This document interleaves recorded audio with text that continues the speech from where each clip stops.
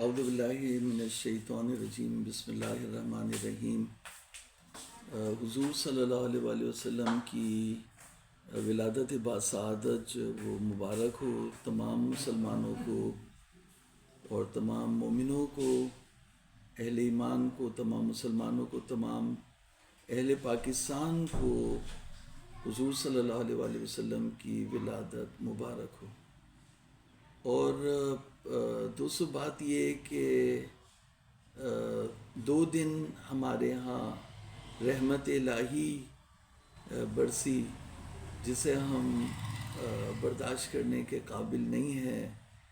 تو وہ رحمت للعالمین ہے، تو ہم ان کی معرفت کیسے حاصل کر سکتے ہیں؟ تو حضور صلی اللہ علیہ وآلہ وسلم کی جو زندگی ہے اور ان کی تعلیمات ہے، اگر ہم اس پہ عمل کریں گے اور اس معاشرے کو، اس شہر کو، اس ملک کو، یہاں کے لوگوں کو، ظاہر سی بات ہے کہ جو ان کی حکومتیں ہیں وہ جنہوں نے ریاست مدینہ کی بات کی اس کا مذاق اڑایا گیا اور آپ نے اس کو بند کر دیا، اور جو حضور کا ذکر نہیں کرنا چاہتے، حضور کا نام نہیں لینا چاہتے، اور جو مادی سوچ رکھتے ہیں تو ان کو آپ پسند کرتے ہیں۔ یعنی جو حضور صلی اللہ علیہ وآلہ وسلم کی طرف ہو، ریاست مدینہ کا ذکر کرے، اور جو اپنے کردار میں بھی فیئر ہو، اس کو آپ جیل کر دے، اور جو حضور کا میلاد منانا نہ چاہتا ہو وہ اس وقت جو وہ حکومت کر رہا ہو، تو پھر اس کا یہی نتیجہ ہوگا کہ ہمارا شہر جو ہے وہ پانی میں ڈوب جائے گا، اور جو بھی مسائل ہمیں اس وقت درپیش ہیں تو وہ اسی لیے ہے کہ ہم نے حضور کی تعلیمات پر عمل نہیں کیا۔ تو یہ سوال پوچھا گیا تھا کہ جو وہ کراچی کو وفاق کے حوالے کر دینا چاہیے، تو بالکل کرنا چاہیے، بلکہ جو پروونس ہے، جو 2 چیزیں ہیں جب تک کہ ریاست پاکستان ان پر، اور ریاست پاکستان سے جو میری مراد ہے وہ فوج ہے جو پاور رکھتی ہے، تو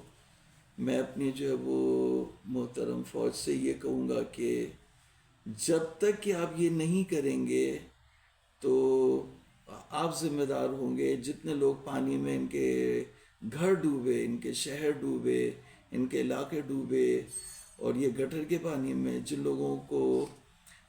اس شہر کے میئر کو یہ تمیز نہیں کہ صرف سڑکیں بنانے سے شہر آباد نہیں ہوتا، پہلے ڈریننگ ہوتی ہے، نالا ہوتا ہے، نالوں کی صفائی ہوتی ہے، پراپر ہر روڈ کے اوپر نالوں کا نظام ہوتا ہے، تو جو کرپٹ قسم کے عناصر ہیں ان کے حوالے کر دینا لوگوں کو، اس سے ملک برباد ہو جائے گا، ریاست تباہ برباد ہو جائے گی۔ تو یہ جو خرابی جہاں سے ہوئی، جہاں سے دھاگا ٹوٹا اسے وہیں سے جوڑنا چاہیے۔ بھٹو صاحب نے جو وہ کوٹا سسٹم کیا، تو کوٹے سسٹم کو ختم ہونا چاہیے، دوسرے جو وہ پروونسز کا اضافہ ہونا چاہیے، اور کراچی کو یا پروونس بنانا چاہیے یا پھر وفاق کے حوالے کر دینا چاہیے۔ تو یہاں پر جو بھی ایسے لوگ ہیں جو 47 اور کون سے فارم کے تحت آئے ہوئے مجھے تو یہ بھی نہیں معلوم، تو اس طرح کے لوگوں کو یہاں سے ختم کر دینا چاہیے، ان کا عمل دخل یہاں سے ختم کر دیں۔ کراچی ایک کاسموپولیٹن سٹی ہے، اس میں مختلف قوموں کے لوگ رہتے ہیں، تو اس کا تعلق جو کسی ایک خاص قوم سے نہیں ہے، لیکن اس کو جو وہ پاور کو ڈیلیگیٹ کرنی چاہیے لوگوں کو۔ جب آپ لوگوں کو ان کے حقوق نہیں دے سکتے تو لوگوں کو اختیار دیں کہ وہ اپنے مسائل کو حل کر سکے، انہیں اختیار دے کہ جو ہے وہ صاحب اختیار بنائیں، ان کے پاس وسائل ہوں، چیزیں ہوں کہ وہ اپنے مسائل کو حل کر سکے۔ اور کراچی کے جتنے بھی منصوبے ہیں یہ نااہل حکومت انہیں جو وہ پورا کرنے کا اس کا جو ہے وہ کسی طرح سے استحقاق نہیں رکھتی، اس لیے پہلی چیز جو ہے وہ فوری طور پہ امیجیٹ ایکشن کے طور پر میری ریکویسٹ ہے اپنی فوج سے کہ وہ ریسکیو کرے. پہلے ہمارے جو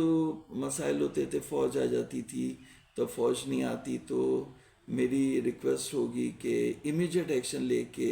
کوٹا سسٹم کو ختم کرے اور کراچی کو جو وہ پروونس ڈکلیئر کریں. اور پاکستان، اللہ تعالیٰ پاکستان کی حفاظت کرے، اور اس میلاد النبی میں جو کراچی کے لوگ ہیں انہیں چین اور سکھ نصیب ہو اور ظالموں سے نجات نصیب ہو. اللہ تعالیٰ پاکستان کو ترقی اور استحکام عطا فرمائے. پاکستان پائندہ باد. السلام علیکم ورحمۃ اللہ.